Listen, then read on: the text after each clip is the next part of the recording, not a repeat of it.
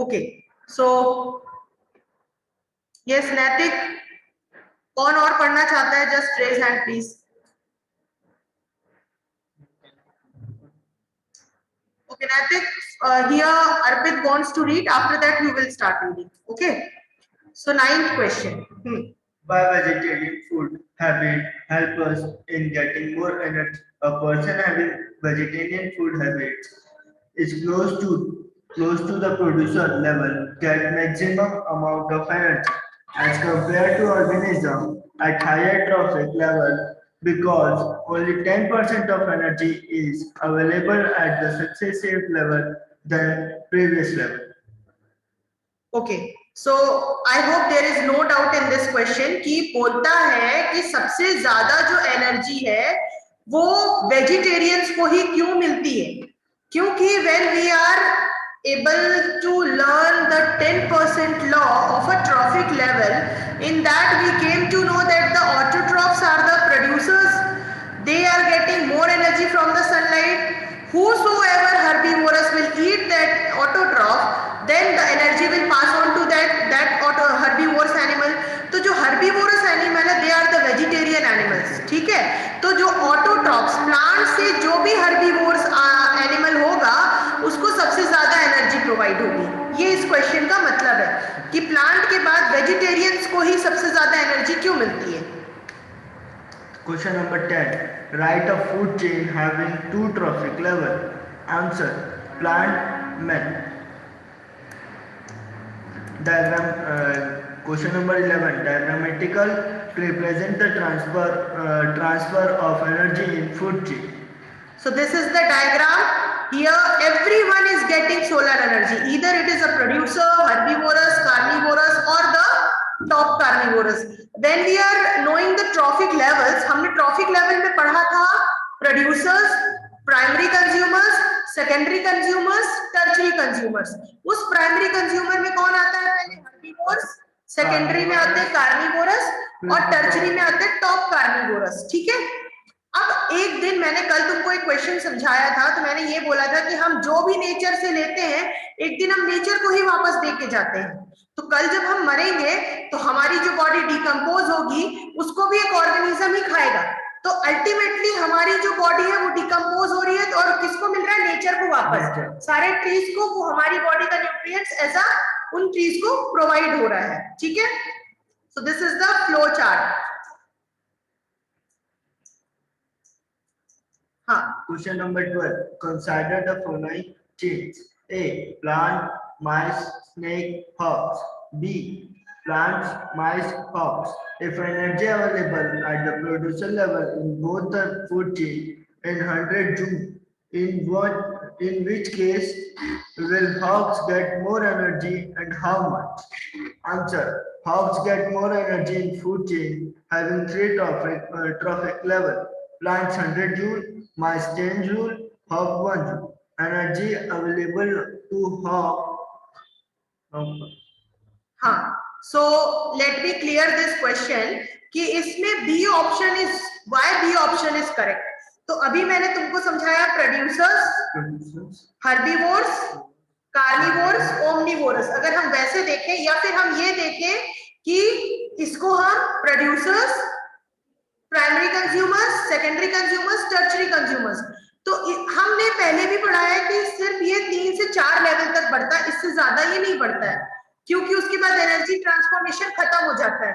यहाँ पर हॉक को जो एनर्जी मिल रही है उसने माइस का जो एनर्जी वो स्नेक ने कवर कर लिया, तो अब जो हॉक को एनर्जी मिलेगी वो कम मिलेगी। इधर क्या हो रहा है कि जो हॉक है उसको डायरेक्टली माइस से एनर्जी मिल रही है, मैक्सिमम एनर्जी। तो जितना लेवल आप ऊपर जाओगे उतनी ही एनर्जी डिक्रीज होते जाएगी। इसलिए जो सेकंड ऑप्शन है इसमें हॉक को ज्यादा एनर्जी मिल रही है as compare to first option. ठीक, ये तो इजी क्वेश्चंस है। Question number 13.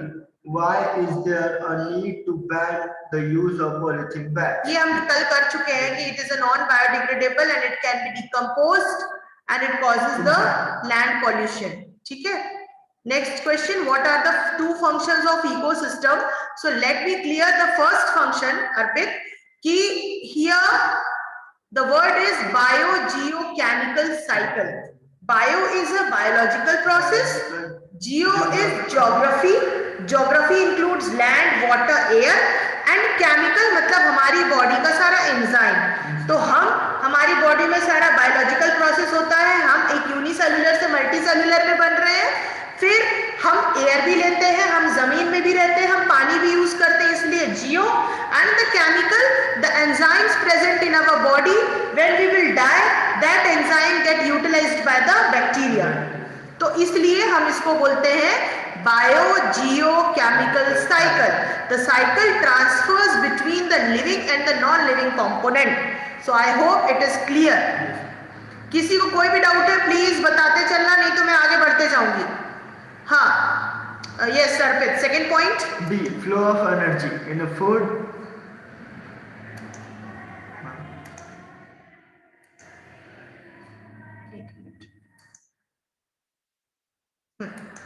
In a food chain, through various steps of eating and being eaten food, energy flow from one trophic level to another. कल हमने scientific name में question पढ़ा था कि eaten by some other organism and I will take food from other organism. तो ये process क्या होता है? ये होता है फूड चेन. या तो हम किसी का भोजन बन जाए या हम किसी को अपना भोजन बना लें, वो कहलाता है food chain. Question number 15. What percentage of solar energy is trapped and utilized by plants? Answer. Plant utilized only 1% of total sun energy. वो दिखता नहीं है. 21 कहाँ लिखा है इसमें? 1%. 1% बोला. 21 बोला था ना यार ये भी. अच्छा. 1% of total sun's energy, which is utilized by plants in process of photosynthesis. Sir आप सुनते जाइएगा हम लोगों का, ठीक है? हाँ, so the harmful effects of acid rain. इसके अलावा अगर कुछ और आता है तो आप लोग बता सकते हैं. First, acid rain soil acidic बनाता है, जिससे क्या होता है? प्लांट की ग्रोथ रुक जाती है, सारे क्रॉप्स धीरे छोटे हो जाते हैं, वैसा सीड नहीं मिलता. हाँ. दूसरा कि जो एसिड रेन है वो लेक्स और पॉन्ड्स के एनिमल्स को खराब करते हैं, मार देते हैं. अब क्योंकि सॉइल की फर्टिलिटी पहले वाले क्वेश्चन में हमने पढ़ा है कि खत्म कर देता है. जो उसके बैक्टीरिया होते हैं वो क्या करते हैं? जो सॉइल के अंदर बैक्टीरिया होते हैं, लेग्यूमिनस बैक्टीरिया बोलते हैं जिसको हम, वो पूरे मर जाते हैं, क्योंकि वो जब एसिड रेन उन पे गिरता है तो सॉइल की फर्टिलिटी ऑटोमेटिकली कम हो जाती है. फोर्थ एग्जाम्पल आपके सामने है ताजमहल. जितने भी हिस्टोरिकल मॉन्यूमेंट्स हैं वो धीरे धीरे फर्स्ट एसिड रेन की वजह से येलोइश होते जा रहे हैं, ऐसा बोला जाता है. तो मार्बल्स जो उनके हैं वो पीले पड़ रहे हैं. सी, ठीक है. So next is difference between abiotic and biotic component. Yes, हाँ. Biotic component, living. Abiotic component, non-living. Biotic components. It includes producer, consumer, and decomposers. Abiotic component. It physical and chemical factors like light, water, soil, air, temperature, nutrients, etc. Question number 18. Give any two methods reducing the problem of waste disposal. A. Use of recycled material. B. Separation of biodegradable and non-biodegradable waste during disposal. Question number 19. Give reason life on earth depends on the sun. Answer. Sun is the ultimate source of energy on earth. Only plants can convert solar energy into chemical energy, food, which is transferred to different organisms at various trophic levels. Energy stored is fossil fuels is also transferred solar energy because they made up of decomposed plants and animals. Hence, solar energy is utilized and transformed in different form which is utilized by us.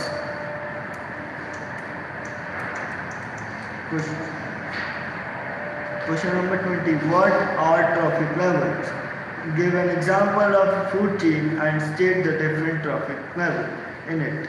Answer. Each step in a food chain constitutes a trophic level. For example, grass, deer, lion. Trophic level 1, trophic level 2, trophic level 3. Question number 21. What is the role of decomposer in the ecosystem?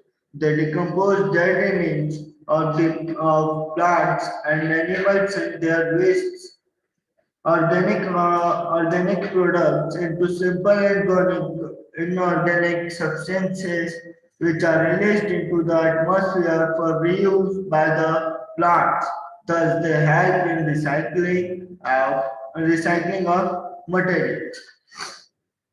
Question number 22. What is ozone and how does it affects any ecosystem? Ozone is a form of oxygen. It has molecular formula O3.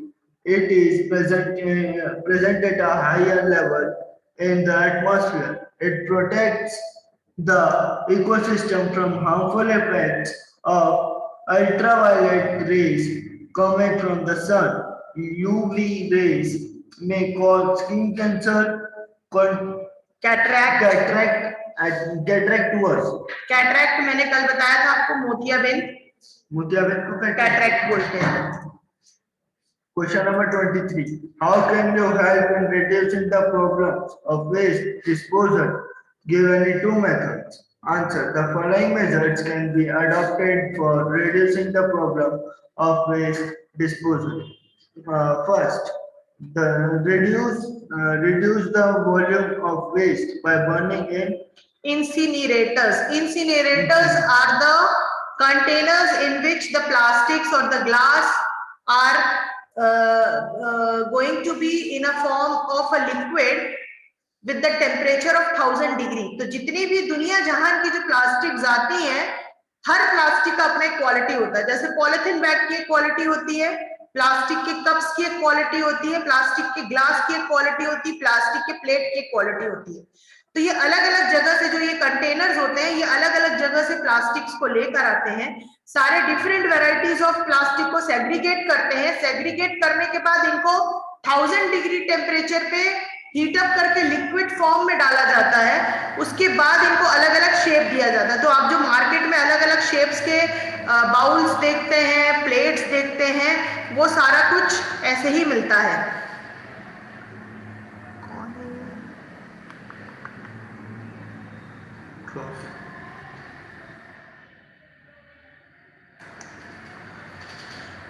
हाँ, next.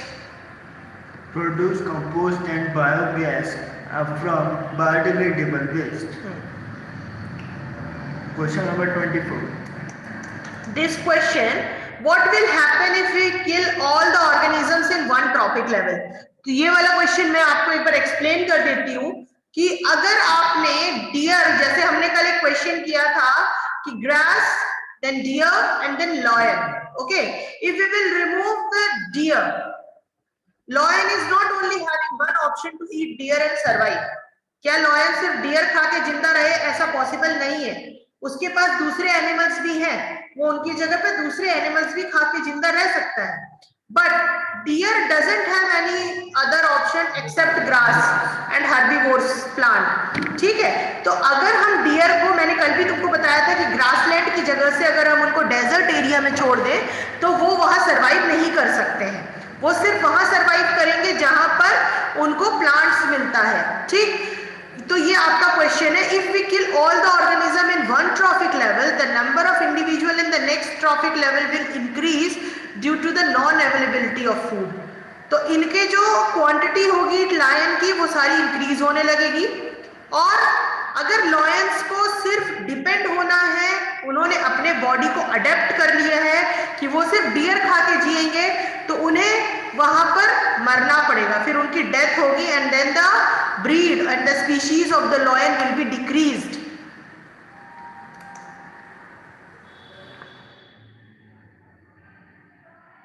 He entered right now. पहले बोला.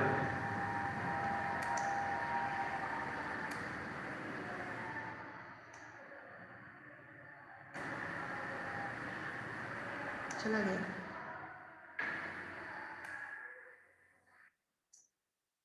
खुशी left out, ठीक है। So also the number of individuals in the previous trophic level will increase because there is no one to feed them. This will cause imbalance in the environment. ठीक है, next question. अब ये वाला question भी मैं explain कर देती हूँ आप लोगों को। Will the impact of removing all the organism in a trophic level be different for different trophic level? Can the organism of any trophic level be removed without causing any damage to the ecosystem? इस question से थोड़ा सा मैं हटकर example देना चाहती हूँ कि अभी तुम्हारे सामने मैंने एग्जाम्पल दिया ग्रास, डियर एंड टाइगर, ठीक है। ये एक आपको टेरेस्ट्रियल इकोसिस्टम का एग्जाम्पल है। सेम अगर हम किसी एक्वेटिक इकोसिस्टम का एग्जाम्पल देते हैं और अगर हमने मान लो ले लिया water plants, small fish and the large fish. In case अगर मैंने स्मॉल फिश को एक्वेटिक फूड चेन से अलग कर दिया, ठीक, तो इधर जो टेरेस्ट्रियल फूड चेन है तुम्हारा डियर और लॉयन, इसको कोई फर्क पड़ेगा क्या? इसको कोई फर्क पड़ेगा कि अगर मैंने मान लो एक्वेटिक साइड से उसको अलग कर दिया स्मॉल फिश को, तो क्या इधर जमीन पे जो फूड चेन है इस पे डियर या लॉयन को किसी को फर्क पड़ेगा? नहीं पड़ेगा, नहीं पड़ेगा, नहीं पड़ेगा, ठीक है। नो, हमको इसको फर्क नहीं पड़ेगा क्योंकि हर ट्रॉफिक लेवल का अपना एक अलग फूड चेन होता है, ठीक है। तो अब हम देखते हैं, ये बोलता है same first question, will the impact of removing all the organisms in a trophic level will be different from different trophic level? स्वाभाविक है, यस इम्पैक्ट आएगा, हर किसी का ट्रॉफिक लेवल अलग अलग होता है।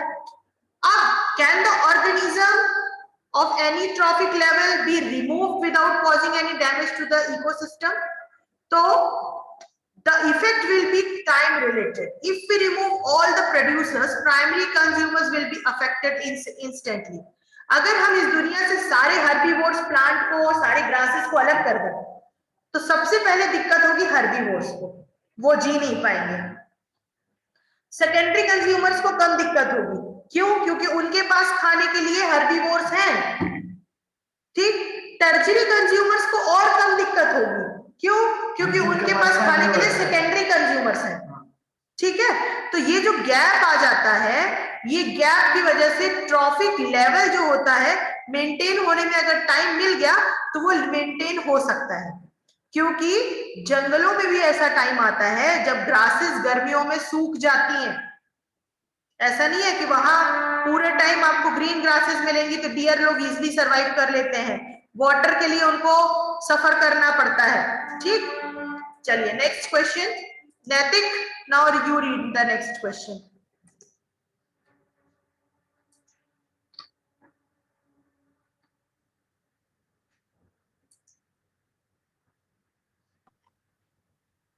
If all the waste are generated in biodegradable, will this have to be impact on the environment?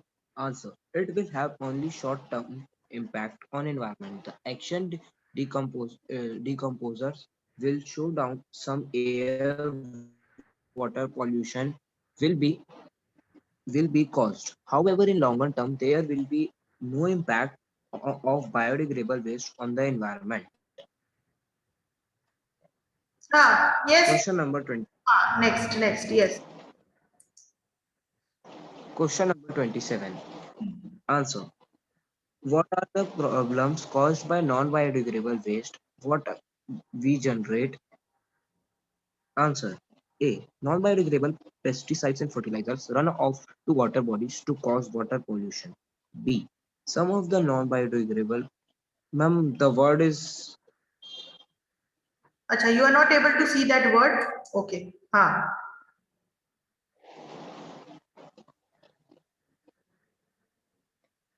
अब clear बेटा? Yes, ma'am. Some of the non-biodegradable pesticides like DDT enter the food chain and cause biomagnifications in human and other animals. Ma'am, can I read the next? Wait. तो ये जो है the problem caused that we can generate. तो non biodegradable मतलब जो easily decompose नहीं हो सकता है। तो जो मैंने तुमको बताया था कि हम जो पेस्टिसाइड्स यूज करते हैं, जो फर्टिलाइजर्स यूज करते हैं हम अपने खेतों में, अगर वो नॉन बायोडिग्रेडेबल है और वो खेतों के अलावा दूसरे ड्रेनेज में जा रहा है, मतलब कि वो वाटर पोल्यूशन क्रिएट कर रहा है। मैंने कल तुम लोगों को समझाया था कि इंडस्ट्रीज में जहाँ मेडिसिन्स बनती हैं, वो मेडिसिन्स के वाटर को पहले पूरा फिल्टर किया जाता है और उसका जो पॉइजनस वेस्ट है वो निकाला जाता है, फिर उसको नदियों में जितने भी रिवर्स ड्रेनेज होते हैं उसमें भेजा जाता है। बट कुछ नॉन बायोडिग्रेडेबल चीजें हैं जो कि छोटी छोटी इंडस्ट्रीज इस पे पैसे नहीं लगाती और वो क्या करती है, वो डायरेक्टली ड्रेन करती है। इससे क्या होता है, जो एक्वेटिक एनिमल्स होते हैं वो सारे मर जाते हैं, या उन एक्वेटिक एनिमल्स के थ्रू ह्यूमन बींग्स की बॉडी में जाता है या दूसरे एनिमल्स की बॉडी में जाता है। फॉर एग्जाम्पल जो ड्रेनेज सिस्टम होता है, जैसे अभी घरों में जहां पर बहुत मक्खी और मच्छरें होती है, लोग डीडीटी पाउडर डालते हैं। इससे क्या होता है, लोग इसको एज अ पेस्टिसाइड यूज करते हैं। अब वो पेस्टिसाइड सारी छोटे स्मॉल कैनाल्स के थ्रू कहाँ जाता है, धीरे धीरे बड़े कैनाल्स में जाता है, बड़े कैनाल से वो किसी रिवर ड्रेनेज में मिक्स होता है। अब जो उस रिवर में जितने भी एक्वेटिक एनिमल्स हैं या फिश है, फिश को क्या करते हैं, जो फिशरमैन होते हैं वो लोग फिश को क्या करते हैं, फिश को नेट में लेकर मारते हैं और फिर उसको मार्केट में सेल आउट करते हैं। अब वो जो फिश जिसको ऑलरेडी डीडीटी पाउडर उस या दूसरे केमिकल उस फिश ने खाया है, पिया है, वो फिश क्या करती है, जब उसको मछुआरे लेकर जाते हैं मार्केट में सेल आउट करते हैं, उसको कोई एक ह्यूमन बीइंग ही खरीदता है।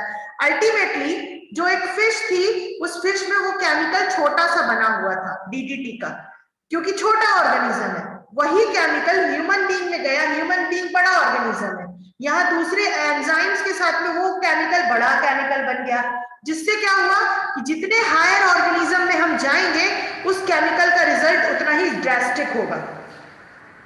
तो बायोमैग्निफिकेशन जो वर्ड इधर है, that is in the food chain, when some of the chemicals entered in one of the food chain and that food chain will be passed on to the next level, और फिर वो higher level में पहुंचता है, उसका जो impact है वो उतना ही बढ़ता जाता है। That is biomagnification. ये मैंने तुमको अभी पढ़ाते समय भी बताया था जब हम लेसन को रीड कर रहे थे। तो this is again 1 mark question कि व्हाट इज बायोमैग्निफिकेशन, ये define biomagnification. Yes, next question, Naitik.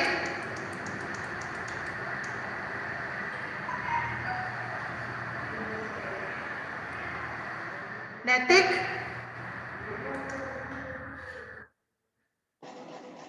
Yes, ma'am. Next question. Is question number 28. What limits the number?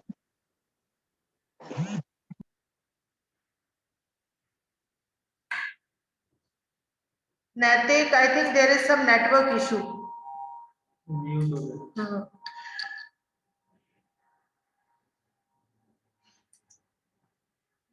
Okay, Rashi.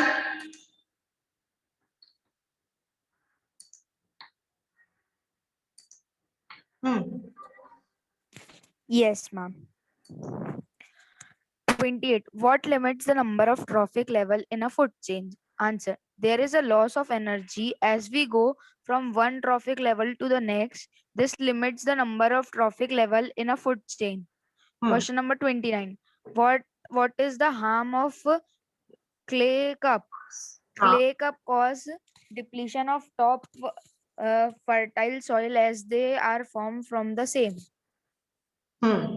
So ये हमने कल किया था क्वेश्चन कि why कुल्हड़s are banned in trays, because the fertility of soil is decreasing because of the use of maximum soil in making कुल्हड़s. तो ये इसका reason था। फिर ये question what limits the number of trophic level in a food chain, तो इनका limits जो है मैंने तुमको तब भी बताया था कि ये 3rd से 4th लेवल तक जाते हैं, इससे ज्यादा इनकी एनर्जी खत्म हो चुकी रहती है। तो मैक्स टू मैक्स ये इतने लिमिट तक ही पहुंचते हैं। Next question. 1 to 4 से ज्यादा नहीं जा सकते। State one reason to justify the position of man at the apex of the most food chain. The position of man is at apex of the most food chain as he is an initiate Intelligent. organism and can take any advantage position by manipulation. Wait, Rashi.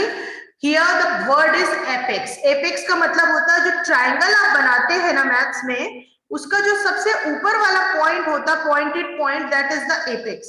अब question है कि ऐसा क्या है कि जो man है वो हमेशा फूड चेन के एकदम टॉप पे रहता है.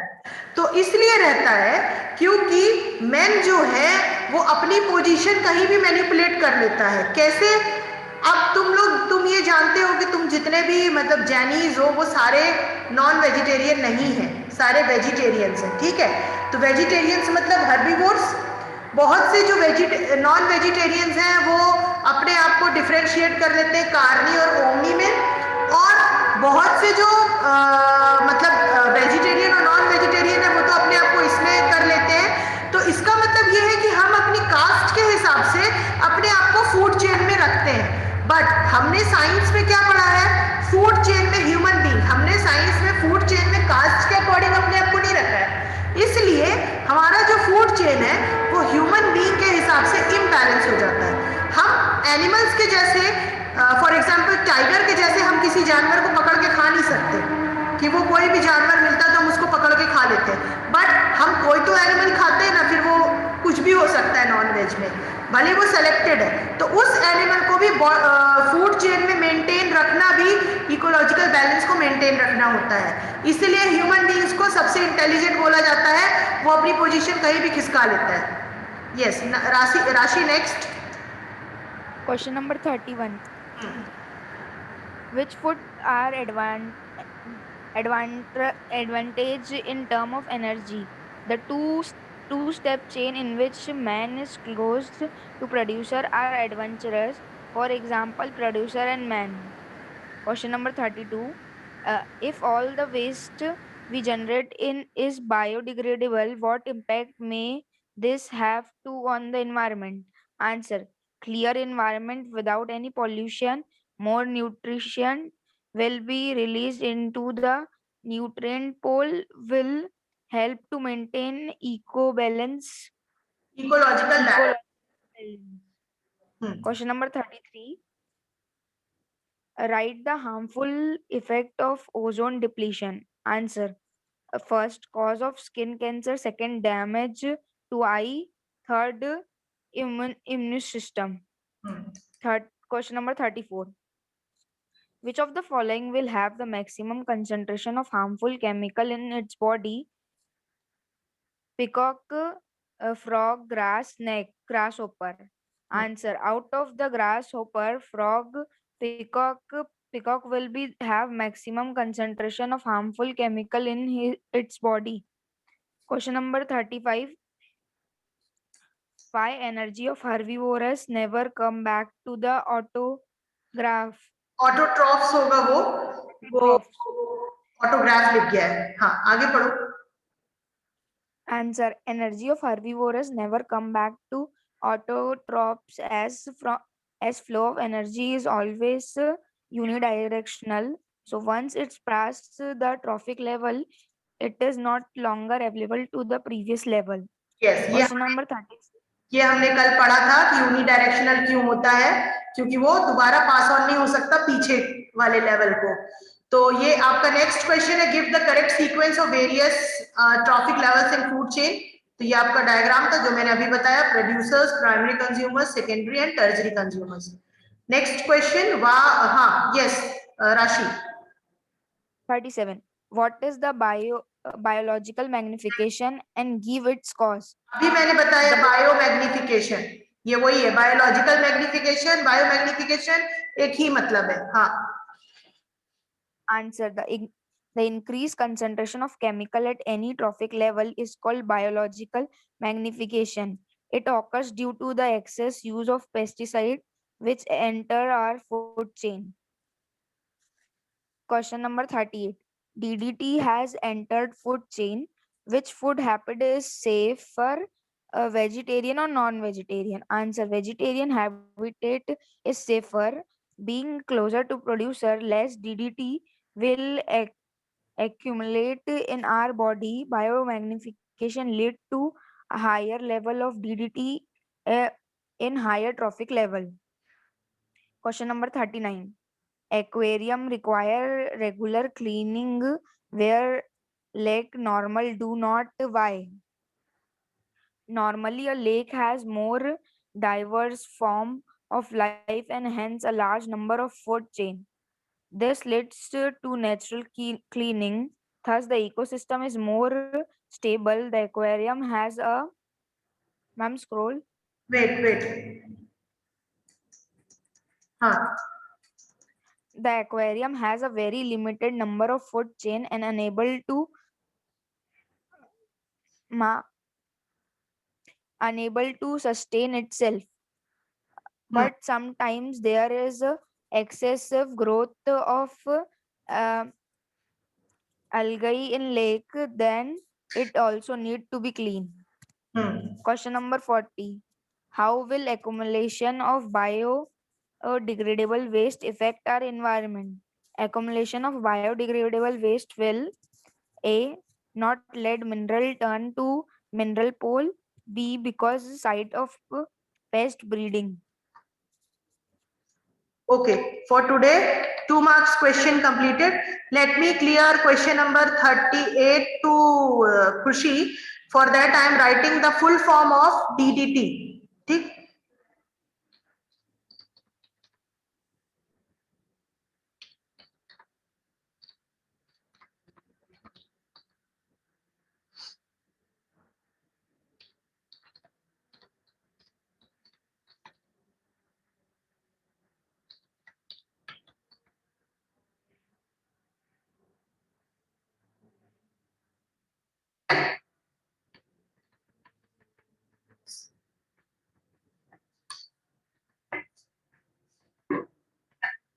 So this is the full form of DDT.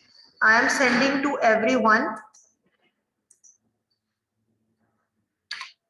Dichloro diphenyl trichloroethane.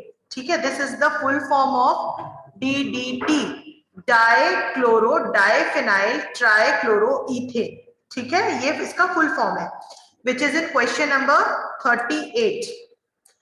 अब जो DDT है वो डायरेक्टली कहाँ जाता है? वाटर में जाता है. कैसे जाता है मैं बता देती हूँ. क्योंकि DDT पाउडर हम नालियों में छिड़कते हैं जिससे कि मच्छर और मक्खी ना बढ़ सके. जब मलेरिया का प्रिवेंशन हम लेते हैं, जब मलेरिया बहुत ज्यादा बढ़ चुका रहता है, और मलेरिया कहाँ होता है? जहां रुका हुआ पानी रहता है, जहां गंदगी होती है. तो जब बहुत ज्यादा मलेरिया होता है तो हम DDT पाउडर स्प्रे आउट करते हैं. वो पाउडर क्या करता है? वो पाउडर ऑब्वियसली किसी भी जगह पे जाके रुक सकता है, उसका पानी किसी भी फील्ड में जाके रुक सकता है. तो डायरेक्टली वो पानी कहाँ गया? सारे प्लांट्स में गया. वो प्लांट्स को किसने खाया? हर्बीवोर्स ने खाया. तो वेजिटेरियन मतलब हर्बीवोर्स. ठीक. हर्बीवोर्स जो होते हैं वो प्रोड्यूसर्स के नजदीक होते हैं क्योंकि वो प्लांट के भरोसे ही रहते हैं. तो सबसे ज्यादा जो इंपैक्ट होगा वो उन्हीं को होगा. उसके बाद जैसे जैसे वो आगे की ट्रॉफिक लेवल में बढ़ेगा और उस ट्रॉफिक लेवल में बॉडी में कॉम्प्लेक्सिटी आएगी, बॉडी बड़ी होते जाएगी, तो वो सारा जो DDT केमिकल है वो ज्यादा और लंबे केसेस में बढ़ता जाएगा. So this is the explanation of this question. Next is question number this. आ गया. 3 marks we will do tomorrow.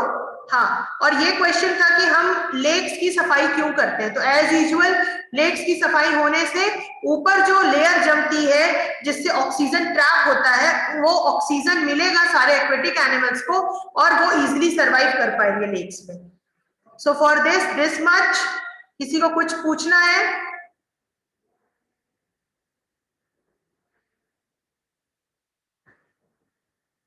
Okay, bye, thank you.